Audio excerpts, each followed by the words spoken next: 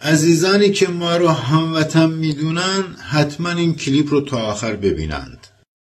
چرا برای خاک نقره‌ای جزیره هرمز مردم و مسئولین واکنش نشان دادند، اما برای نمک دزدی و خشک شدن دریاچه ارومیه سکوت کردند؟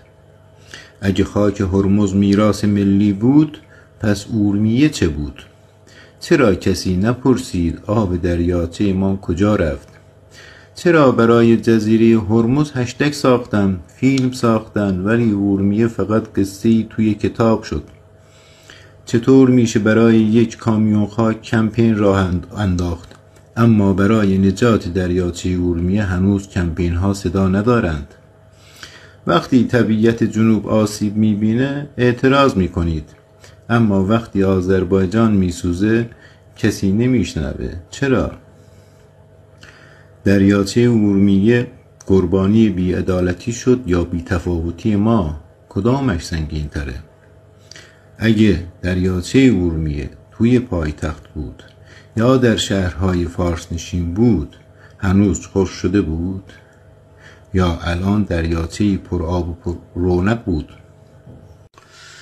برای یک رودخانه فصلی زاینده رود اعتراض کردید، برای هرمز اعتراض کردید، رسانه‌ای کردید، هشتگ زدین، کمپین زدین. برای کویر دریاچه مصنوعی می سازید، رودخانه از خزر تا خلیج می کشید، ولی برای دریاچه ارومیه هیچ صدایی نشنیدیم. ما چطور هموطن هستیم؟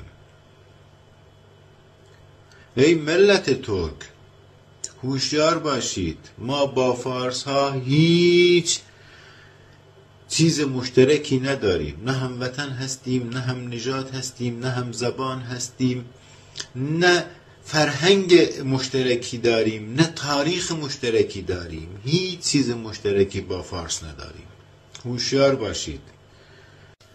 عزیزانی میآیند میگویند که رهبر ترک، رئیس جمهور ترک، دیگر چه میخواهید؟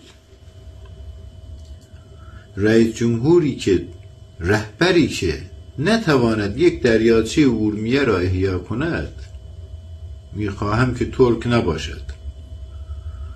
وقتی که هیچ فایده‌ای برای ملت ترک ندارد،